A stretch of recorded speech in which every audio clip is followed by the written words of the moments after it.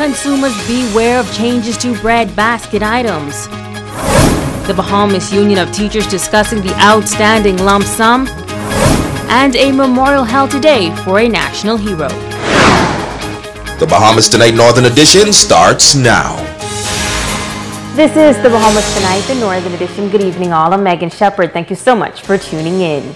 Topping news, the Department of Consumer Affairs under the Ministry of Labor announcing some good news for consumers here in Grand Bahama. This coming as officials urge all residents to become more aware of consumer-related issues.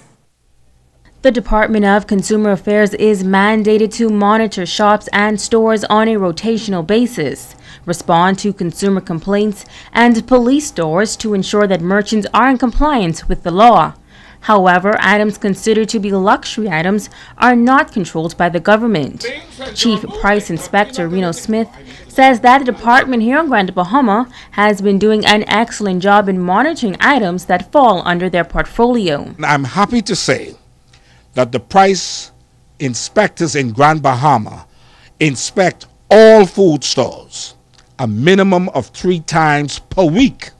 That's 3 out of 5 working days. And so we are finding that the price control items are in the legal region.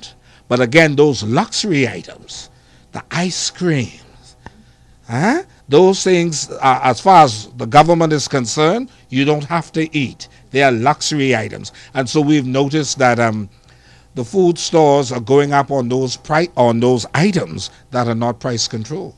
Items which fall under the controlled list include eggs, sugar, rice, flour, grits, and corned beef. Smith also announcing that fruits and vegetables will now be returned to the bread basket list after some 40 years. We now have in full operation a Consumer Protection Commission and a Consumer Complaint or Price Commission. We are in the process of establishing both of those commission's desks here in the office. The complaints will be handled by the Complaint Commission, and they deal with a vast amount of complaints right down to private cemeteries taking advantage of persons, and they have been successful in dealing with 80 or 90 something cases recently. The department will be adding new commissions to more effectively handle consumer complaints. After 41 years, we anticipate the bread basket items being changed to include vegetables, fruits, cassava, healthier food products. In addition to that, the government intends to execute its mandate in removing VAT from bread basket items. And so we're excited about that, and we want all personnel to come out and be a part of the week-long celebration. Smith is encouraging all consumers throughout the northern Bahamas to reach out to the office here in Grand Bahama with any concerns. The Bahamas Union of Teachers meeting on Grand Bahama.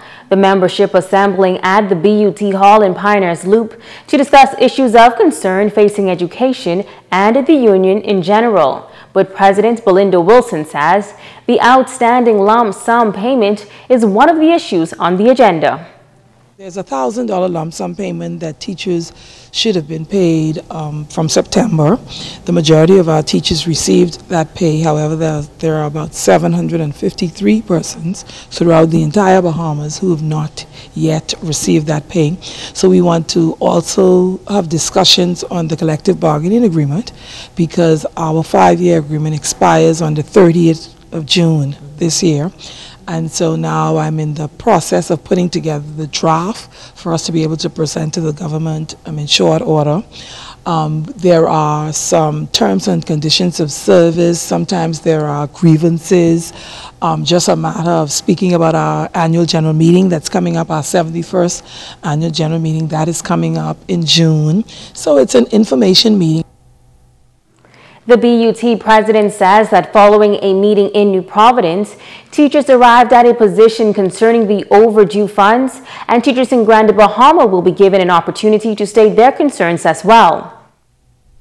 I would have written already to the Minister of Education and the Minister of Finance, letting them know that we want the money paid.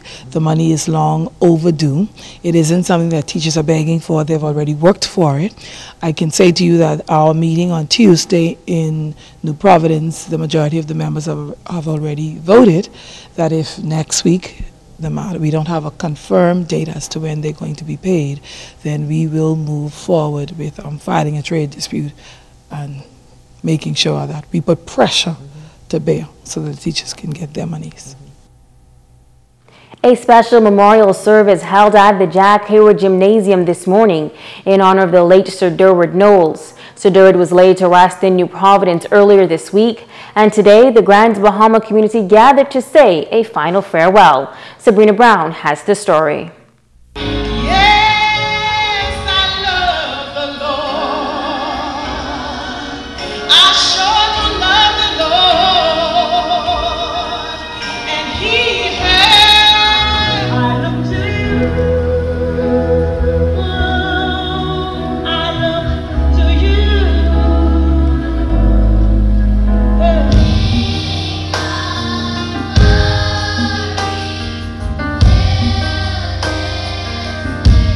He was certainly the pace setter, way ahead of his time, and his prowess in sailing defied naysayers and small minds.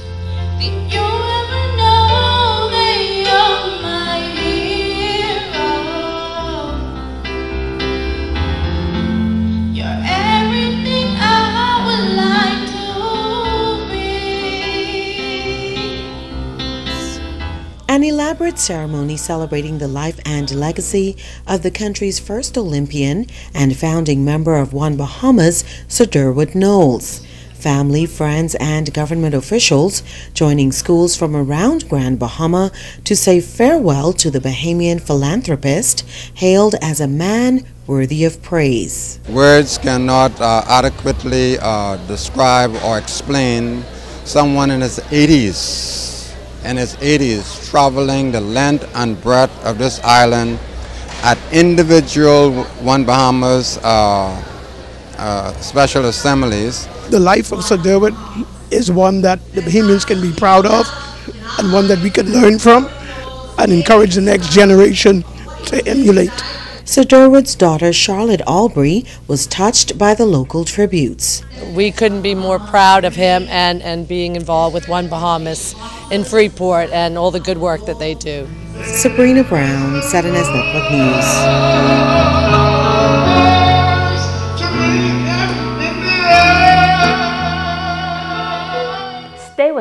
Stay with us. The Bahamas Tonight, the Northern Edition continues in just a moment.